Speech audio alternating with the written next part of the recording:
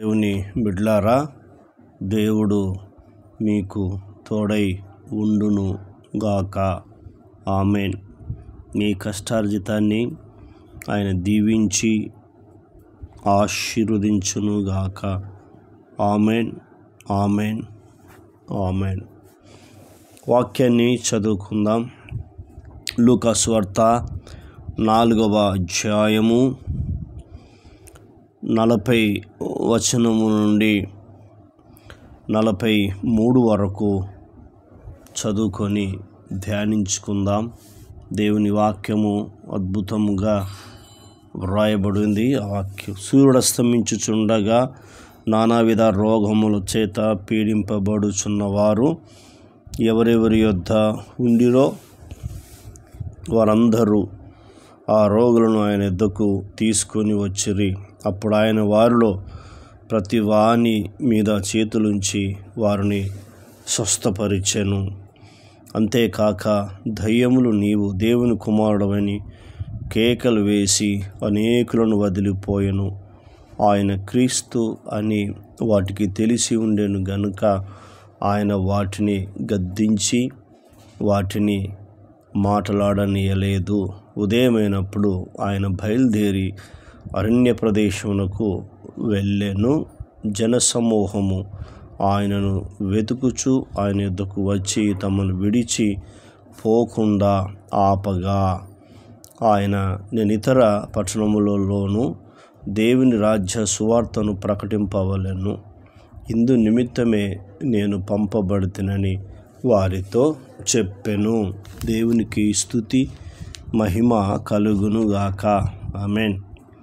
ఇక్కడ మనం చూస్తున్నప్పుడు ఈ అధ్యాయంలో చాలా ప్రాముఖ్యమైన అధ్యాయం.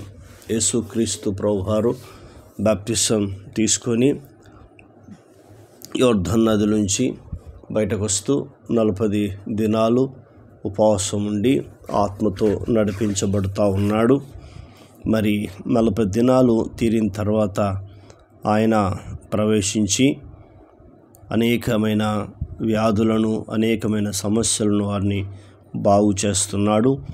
పేతురు ఇంట్లోకి వచ్చి పేతురు ఇంట్లో కూడా ఆయన పేతురు అత్తను చూసినప్పుడు తీవ్ర జ్వరముతో బాధపడుతున్నప్పుడు ఆయన యుద్ధకు వెళ్ళి ఆమె విషయంలో ఆయనకు మనవి చేసినప్పుడు వెంటనే జనాన్ని గద్దింపగా అది ఆమెను విడిచెను అని పరిశుద్ధమైన గ్రంథం చెప్తుంది. ఎప్పుడైతే పేతురు యొక్క అత్త స్వస్థత కలిగిందో ఆ ప్రాంతంలో వారందరూ ఎవరెవరి దగ్గరైతే రోగస్తులు ఉన్నారో వారందరినీ ఆయన ఎదుగు తీసుకొస్తున్నారు. చూడండి, నానావిధ రోగముల చేత పీడింపబడుచున్నవారు ఎవరెవరి యొద్ద నుండిరో వారందరూ ఆ రోగులను ఆయన ఎద్దుకు తీసుకొని వచ్చిరి. అప్పుడు ఆయన వారిలో ప్రతి వాని మీద చేతులుంచి వారిని స్వస్థపరిచెను. చూసారా, నానావిధ రోగముల చేత పీడింపబడుచున్న వారు. ఎంత అద్భుతము చూడు. అప్పుడు వారిలో ప్రతి వాని మీద చేతులుంచి వారిని స్వస్థపరిచెను. ఇది మొదటిది. రెండవది, అంతేకాక దయ్యములు నీవు దేవుని కుమారుడవని కేకలు వేసి అనేకులను వదిలిపోయెను. చూసావా, దురాత్మలు కూడా మాట్లాడుతూ ఉన్నాయి. నువ్వు దేవుని కుమారుడవు, నీవు పరిశుద్ధుడవు అని సాక్ష్యం ఇస్తూ ఉన్నాయి. ఆయన క్రీస్తు అని వాటికి తెలిసి ఉండేను గనక ఆయన వాటిని గద్దించి వాటిని మాట్లాడనీయలేదు. చూసారా, క్రీస్తు అంటే అభిషక్తుడు, మెస్సయ్య. కాబట్టి వాటికి తెలుసు. కాబట్టి అందుకే దేవుడు వాటిని మాట్లాడనీయకుండా గద్దించి వాటిని వెళ్ళగొట్టినట్టుగా చూస్తున్నాం. ఉదయమైనప్పుడు ఆయన బయలుదేరి అరణ్య ప్రదేశంకు వెళ్ళాడు. ఉదయం కాగానే అరణ్య ప్రదేశంకి వెళ్తున్నప్పుడు బహుజన సమూహంలో ఆయన దగ్గరకు వస్తున్నారు. అయ్యా, నువ్వు ఇక్కడనే ఉండు అంటున్నప్పుడు, నేను దేవుని రాజ్య సువార్తను ప్రకటించాలి, నేను వెలుచున్నాను, అది మీకు తెలియదా?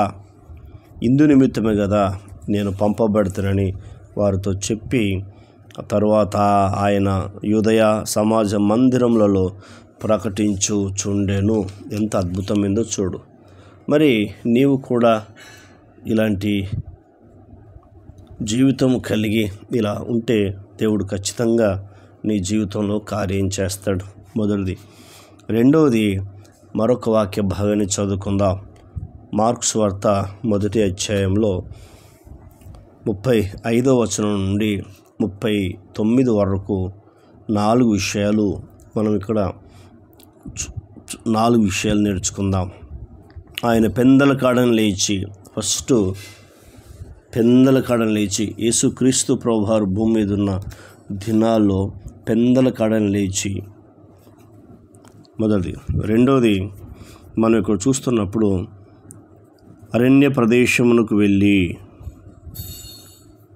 అక్కడ ప్రార్థన చేయుచుండెను. అక్కడ ఏం చేస్తున్నాడంటే ప్రార్థన చేయుచున్నాడు. అరణ్య ప్రదేశానికి వెళ్ళి రెండోది ఏం చేస్తున్నాడంటే ప్రార్థన చేయుచుండెను. మూడవది మనము చూస్తున్నప్పుడు దేవుడు మాట్లాడుతున్నాడు. ఏం చేస్తున్నాడంటే మూడోది ఇక్కడ మనం చూస్తున్నప్పుడు నేను ప్రకటించినట్లు ఆయన ఇతర సమీప గ్రామాలలో ప్రకటిస్తూ ఉన్నాడు. ఇతర సమీప గ్రామములలో ఆయన ఏం చేస్తుందంటే ప్రకటిస్తూ ఉన్నాడు. మూడోది. నాలుగోది మనం ఇక్కడ చూస్తున్నప్పుడు ఆయన గలిలయ ఎందంతట వారి సమాజ మందిరంలో ప్రకటించుచు దయ్యములను వెలగొట్టుచుండెను. ఎంత అద్భుతమో చూడు. మొట్టమొదటిది చీకటితో లేచాడు. రెండవది ప్రార్థన చేస్తున్నాడు. మూడవది ఏం చేస్తున్నాడంటే ఆయన ప్రకటిస్తున్నాడు. నాలుగోది ఏం చేస్తున్నాడు? దురాత్మలు వెలగొడుతున్నాడు.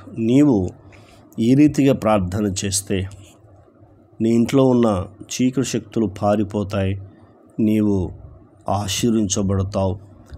ఈ వాక్యం వింటున్న ప్రియమైన దేవుని బిడ్డలారా, దేని విషయంలో చింతపడకుండా ప్రార్థించుమని పరిశుద్ధమైన గ్రంథం మనకు తెలియపరుస్తుంది.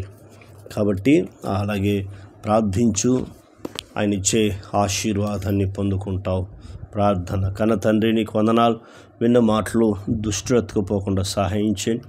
ఈ మాటల ద్వారా మీరు మమ్మలను ధైర్యపరిచినందుకు మీకు స్తోత్రాలు.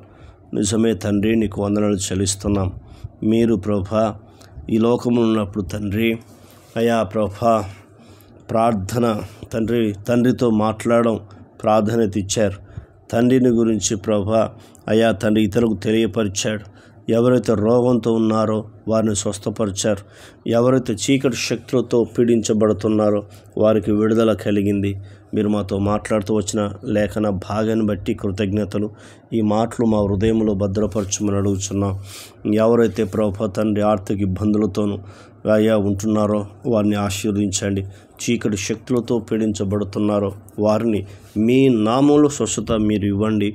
ఎందుకంటే మీరు అయ్యా స్వస్థపరిచారని ఈ వాక్యం ద్వారా మాతో మాట్లాడు. కాబట్టి వారిని ఎత్తిపడుతున్నాం, మీ నామంలో ప్రార్థిస్తున్నాం. మీరు వారిని స్వస్థపరచండి, మీరు ఆశీర్వదించి నీ నామానికి మహిమ తెచ్చుకోమని మా ప్రార్థన విని జవాబిచ్చినందుకు కృతజ్ఞతలు చెల్లిస్తూ యేసుక్రీస్తు నామంలో అడిగినవన్నీ పొందుకున్నాం తండ్రి.